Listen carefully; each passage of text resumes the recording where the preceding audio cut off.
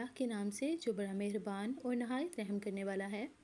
السلام علیکم dear students, کیسے ہیں آپ سب؟ امید ہے کہ سب خیریت سے ہوں گے۔ آج کے اس ویڈیو لیکچر میں ہم فیل اور اس کی اقسام کے بارے میں پڑھیں گے۔ اگر آپ اس چینل پر نئے ہیں تو اس کو پلیز سبسکرائب کریں اور اس ٹاپک کو اچھی طرح سے سمجھنے کے لیے اس ویڈیو کو پورا دیکھیں۔ آج کے اس لیکچر میں ہم جانیں گے کہ فعل کیا ہے۔ فعل کلمہ کی ایک قسم ہے اور فعل سے مراد وہ کلمہ ہے جس میں کسی کام کا کرنا یا ہونا کسی زمانے میں ظاہر ہو۔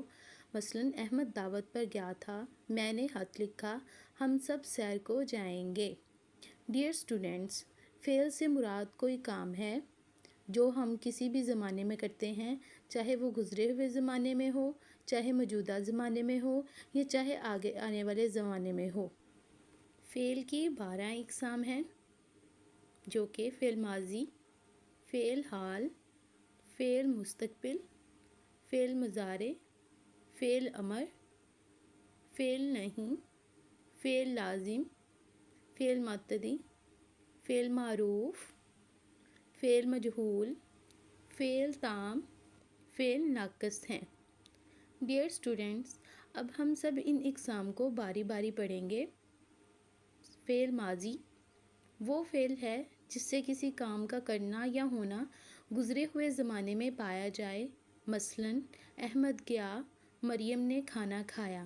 تو جیسے کہ آپ ان جملوں کی مدد سے دیکھ سکتے ہیں کہ احمد گیا یعنی کہ وہ گزرے ہوئے کسی وقت میں گیا ہوگا، اور مریم نے کھانا کھایا، اس کا بھی کوئی وقت ہمیں معلوم نہیں ہے، یعنی کہ وہ کھانا پہلے ہی کھا چکی ہے، اس لیے تھا اور گیا فعل ماضی ہیں جو کہ گزرے ہوئے زمانے کو ظاہر کرتے ہیں۔ نمبر 2 پر ہے فعل حال۔ جیسے کہ اس کے نام سے ظاہر ہے، حال یعنی کہ موجودہ وقت۔ یہ وہ فعل ہے جس سے کسی کام کا کرنا یا ہونا موجودہ زمانے میں معلوم ہو۔ مثلاً احمد جاتا ہے، مریم کھانا کھا رہی ہے، یعنی کہ یہ وہ فعل یا کام ہے جو اس وقت موجودہ وقت میں ہو رہا ہے۔ ان جملوں میں جاتا ہے اور کھا رہی ہے، یہ دونوں فعل حال ہیں۔ فعل کی تیسری قسم فعل مستقبل ہے۔ یہ وہ فعل ہے جس سے کسی کام کا کرنا یا ہونا آئندہ زمانے میں معلوم ہو۔ مثلاً احمد جائے گا، مریم کھانا کھائے گی۔ ڈیئر اسٹوڈنٹس، ان جملوں سے ظاہر ہوتا ہے کہ یہ جو کام ہے ابھی نہیں کیا گیا بلکہ آئندہ آنے والے وقت میں کیا جائے گا۔ جائے گا اور کھائے گی، یہ دونوں فعل مستقبل ہیں۔ فعل مضارع وہ فعل ہے جس میں کسی کام کا کرنا یا ہونا موجودہ اور آئندہ زمانے میں معلوم ہو، جیسے احمد آئے، مریم کھانا کھائے۔ ڈیئر اسٹوڈنٹس، کہنے کا مقصد یہ ہے کہ یہ فعل جو ہے وہ دونوں زمانوں کو ریپرزینٹ کرتا ہے، یعنی کہ وہ کام دونوں زمانوں میں ہو سکتا ہے۔ جیسے احمد آئے، اس کا یہ مطلب ہے کہ احمد آ چکا ہے یا آنے والا ہے۔ اسی طرح مریم کھانا کھائے یعنی مریم کھانا کھا چکی ہے یا ابھی کھا لے گی۔ تو اس میں آئے اور کھائے یہ دونوں فعل مضارع ہیں۔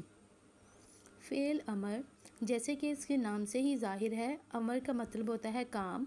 یہ وہ فعل ہے جس سے کسی کام کے کرنے یا ہونے کا حکم معلوم ہو۔ مثلاً احمد آؤ، مریم کھانا کھاؤ۔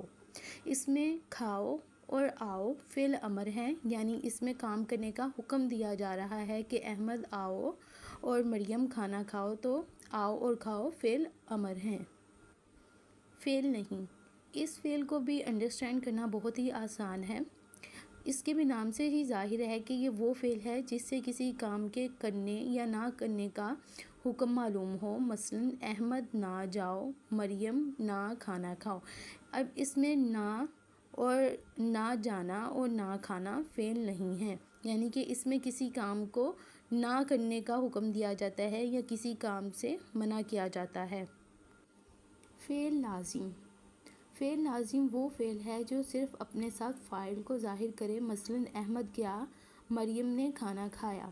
ڈیئر اسٹوڈنٹس، یعنی کہ اس میں صرف کام کے ساتھ کام کرنے والے کو ظاہر کیا جائے تو فعل لازم کہلاتا ہے۔ اس میں گیا اور کھایا دونوں فعل لازم ہیں۔ فعل متعدی وہ فعل ہے جو فاعل کے ساتھ ساتھ مفعول کو بھی ظاہر کرے۔ مثلاً احمد گھر گیا، مریم نے کھانا کھایا، یعنی کہ یہ فعل کام کرنے کے ساتھ ساتھ اس چیز کو بھی ظاہر کرتا ہے جس پر کام کیا گیا ہو۔ جیسے احمد گھر گیا، احمد گیا تو فاعل ہو گیا، لیکن کہاں گیا؟ گھر گیا تو یہ مفعول ہو گیا، یعنی کہ اس فعل نے دونوں کو ظاہر کیا، مفعول کو بھی اور فاعل کو بھی۔ فعل معروف وہ فعل ہے جس کا فاعل معلوم ہو، مثلاً احمد گیا، مریم گھر آئی، یعنی کہ کام تو ہوا ہے لیکن کام کرنے والا کون ہے یہ بھی پتا ہو۔ احمد گیا یہ فعل معروف ہے اور مریم گھر آئی یہ بھی فعل معروف ہے۔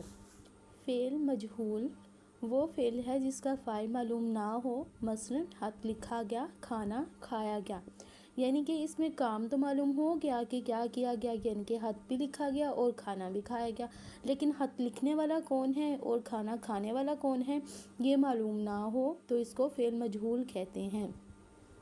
فعل تام وہ فعل ہے کہ اگر فعل لازم ہو تو فعل تام کا ذکر کرنے کے بعد اس کے معنی مکمل ہو جائیں گے، مثلاً احمد آیا، مریم گئی۔ ڈیئر اسٹوڈنٹس، یہاں پہ غور طلب بات یہ ہے کہ فعل لازم کیا ہے۔ فعل لازم جس میں فاعل کا ذکر ضرور کیا گیا ہو، تو یعنی کہ اگر فعل لازم ہو جیسے احمد اور مریم، اگر ان کا ذکر کر دیا گیا ہے تو فعل تام کا ذکر کرنے کے بعد یعنی کہ آیا اور گئی، یہ دونوں چیزیں فعل لازم اور فعل تام کو اکٹھا کر دیا جائے تو جملے کے معنی مکمل ہو جائیں گے۔ تو اس جملے میں فعل لازم کا ہونا ضروری ہے تو فعل تام لگے گا، اس کے معنی مکمل ہو جائیں گے۔ تو فعل لازم احمد اور مریم ہے اور فعل تام گیا اور گئی ہیں۔ فعل ناقص وہ فعل ہے جس کے ساتھ ایک اسم ذات کا ذکر کرنے کے بعد جب تک دوسرے اسم صفت کا ذکر نہ کیا جائے معنی مکمل نہ ہوں گے، مثلاً احمد نیک ہے، مریم خوبصورت ہے۔ آئیے اس بات کو سمجھتے ہیں۔ اسم ذات یعنی کہ آپ فاعل کہہ سکتے ہیں اور اسم صفت کوئی خوبی اور خصوصیت یا کیفیت وغیرہ۔ اب احمد اسم ذات ہے اور اس کا نیک ہونا اسم صفت ہے، اسی طرح مریم اسم ذات ہے جبکہ اس کا خوبصورت ہونا اسم صفت ہے، یعنی اگر جملے میں اسم ذات اور اسم صفت ہوں گے تو وہ فعل ناقص ہوگا۔ احمد نیک ہے یہ فعل ناقص ہے اور مریم کا خوبصورت ہونا بھی فعل ناقص کی مثال ہے۔ ڈیئر اسٹوڈنٹس، فعل کی اقسام میں کچھ اقسام تو نہایت آسان ہیں جبکہ کچھ غور طلب ہیں، تو اس ویڈیو لیکچر میں کوشش کی گئی ہے کہ ان سارے پوائنٹس کو اچھے طریقے سے سمجھا دیا جائے، اور اگر آپ کو اس کی اچھے سے سمجھ آ گئی ہے تو پلیز اس کو لائک بھی کریں اور کمنٹ بھی کریں اور ساتھ ساتھ چینل کو سبسکرائب بھی کر دیں، اور اگر آپ کسی اور ٹاپک پہ ویڈیو حاصل کرنا چاہتے ہیں تو نیچے کمنٹ باکس میں ضرور مینشن کر دیں۔ شکریہ۔